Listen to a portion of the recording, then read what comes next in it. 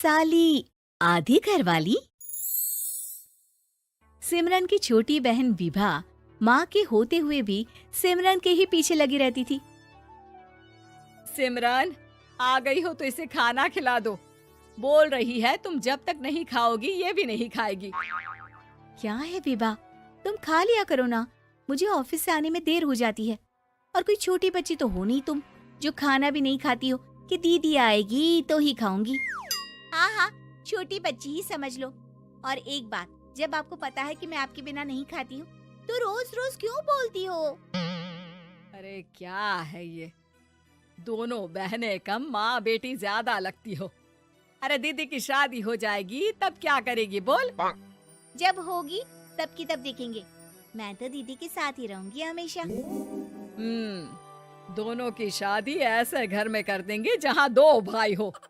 खैर, मामला आया गया हो जाता है। एक दिन सिमरन के पापा जब घर आते हैं, तुम लोगों के लिए अच्छी खबर है। वर्मा जी है ना मेरे दोस्त, उन्होंने सिमरन बेटी के लिए रिश्ता बताया है। बहुत अच्छा लड़का है, सिमरन को भी पसंद कर लिया है और कल वो लोग आ रहे हैं सिमरन को देखने अपने घर। सिद्धांत अपने माता पिता के साथ सिमरन को देखने आता है। उसे सिमरन अच्छी लगती है और शादी तय हो जाती है। सिद्धांत की माँ कहती है, अब तो हम लोग ले जाएंगे जल्द ही अपनी सिमरन को यहाँ से। अरे हाँ, क्यों नहीं, आपकी ही है अब तो हमारी बेटी। दूर खड़ी विभा सब सुन रही होती है। अब तो दीदी की शादी हो जाएगी, फिर तो वो चली जाएंगी। दीदी के बिना मैं कैसे रहूंगी? कुछ न कुछ तो करना ही होगा जिससे दीदी की शादी ही ना हो। सभी के जाने के बाद क्या शादी के बाद दीदी हम लोगों के साथ नहीं रहेंगी? अरे नहीं तो फिर क्यों रहेगी, शादी हो जाएगी तो अपने घर चली जाएगी ना। तो मैं भी जाऊंगी उनके साथ, मेरा भी सामान पैक कर देना। अरे कैसे बात कर रही हो विभा, दीदी के ससुराल छोटी बहन नहीं जाती। हाँ, कभी कभी जाकर मिलाना और रोज फोन पर भी बात कर लेना, ठीक है? नहीं पापा, आप तो जानते हैं मैं दीदी के बिना खाना भी नहीं खाती, ना ही मुझे उनके बिना नींद आती है। सिमरन बहन की बात सुनकर इमोशनल हो जाती है। अगले दिन से विभा खाना खाना छोड़ देती है। लोगों के लाख समझाने के बाद भी विभा ना खाती है ना ही सोती है। अंत में हार मानकर सिमरन सिद्धांत से मिलती है। सिद्धांत, मेरे मम्मी पापा ने बचपन से ही विभा और मुझे साथ रखा। वो मुझसे बहुत जुड़ी है। मुझे उसकी टेंशन रहेगी शादी के बाद, क्योंकि वो मेरे बिना नहीं रह सकती है। अरे ये तो छोटी सी बात है, वो हम लोगों के साथ हमारे घर में रह सकती है। जब उसकी अकल आ जाएगी या वो समझ जाएगी कि तुम्हारा घर वो नहीं बल्कि ये है, तो हम उसे घर छोड़ आएंगे, ठीक है? सिमरन खुश हो जाती है क्योंकि वो यही चाहती थी। वो माँ पिता से बात कर लेती है। अरे कैसी बात कर रही हो सिमरन, भला बेटी के ससुराल में हम छोटी बहन को कैसे भेज दें? जमाना क्या कहेगा? अरे तो पागल हो गया है, मना कर दे। इस शादी में इन लोगों का तो ये चलता ही रहेगा, कभी बहन यहाँ आ रही है, कभी वो बहन के पास जा रही है। अरे शादी हो रही है, कोई मजाक थोड़ी ना हो रहा है ना बाबा ना। माँ कैसी बात कर रही हो? सिमरन से मैं जुड़ाव महसूस कर रहा हूँ और इतनी सी बात के लिए इतनी अच्छी लड़की को कैसे छोड़ सकता हूँ? सिद्धांत की भी जिद होती है कि वो सिर्फ सिमरन से ही शादी करेगा, और होता भी वैसा ही है। सिद्धांत और सिमरन की शादी हो जाती है और दहेज में आ जाती है विभा। शादी के बाद बुआ सास कहती है, अरे माँ ना, साली आधी घर वाली होती है, लेकिन ये क्या, तुम तो उसे घर ही ले आए। तभी चाची कहती है, सिद्धांत को तो हम लोगों ने सीधा समझा था, लेकिन सबसे तेज तो यही निकला। अरे देखो कैसे दहेज तो नहीं लिया, लेकिन साली पर कब्जा कर लिया। सिद्धांत ने इस और तो सोचा ही नहीं था, लोग उन लोगों के बारे में ऐसी भी बात करेंगे।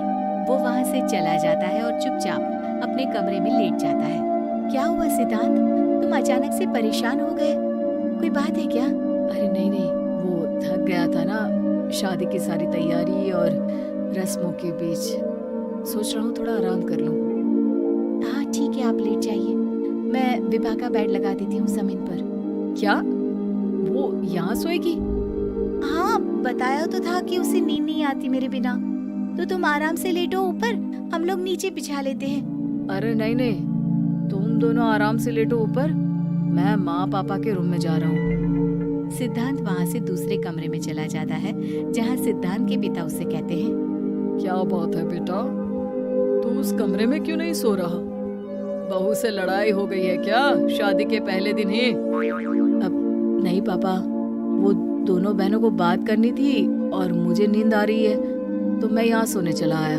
अगले दिन सिद्धांत तैयार होकर ऑफिस जाता है।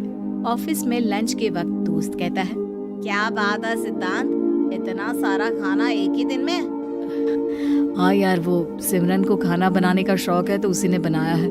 यार हम लोगों की तो सिर्फ एक ही बीवी है, इसकी तो दो है ना। सिद्धांत को गुस्सा आ जाता है। कैसी बात कर रहा है तू? अरे तू तो भाग्यशाली है जो बीवी के साथ साथ साली भी आ गई। अरे साली लोगों की तो आधी घरवाली होती है, तुझे तो पूरी की पूरी मिल गई। सिद्धांत का पारा अब 7वें आसमान में पहुंच जाता है। वो खड़ा होकर उस लड़के से लड़ने लगता है।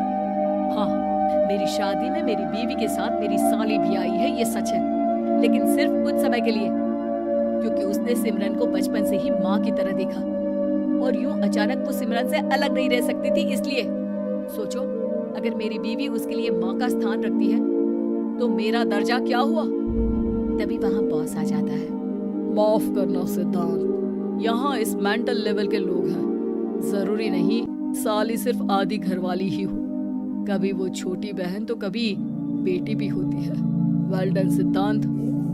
सिद्धांत को अब ऑफिस में कोई कुछ नहीं कहता, लेकिन आस पड़ोस का वो तो वही हाल रहता है। सिद्धांत ऑफिस से घर की ओर आ रहा होता है कि रास्ते में उसे अपनी कॉलोनी का दोस्त मिल जाता है।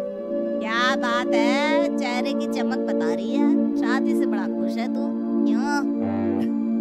हाँ यार, अच्छी लड़की और अच्छा परिवार मिलना कहाँ होता है जल्दी आजकल। यार हमें भी दिला देना ऐसा परिवार जहाँ एक के साथ एक फ्री की स्कीम चल रही हो। सिद्धांत को फिर गुस्सा आ जाता है। वो दोस्त को मारने के लिए हाथ उठाता ही है कि वहाँ विभा आ जाती है। अरे जीजू रहने दीजिए ना, ये लोग नहीं समझेंगे कि इंसानियत क्या होती है। ये सच है कि दीदी से कैसे दूर रहना ये मुझे पता नहीं था। आपने मुझे दीदी के पास रहने का मौका देकर ये समझने का मौका दिया कि लड़की का असली घर उसका ससुराल होता है। मैं समझ चुकी हूँ, मैं जा रही हूँ जीजू, लेकिन मैं खुश हूँ कि आपने मुझे अपनी छोटी बहन समझा।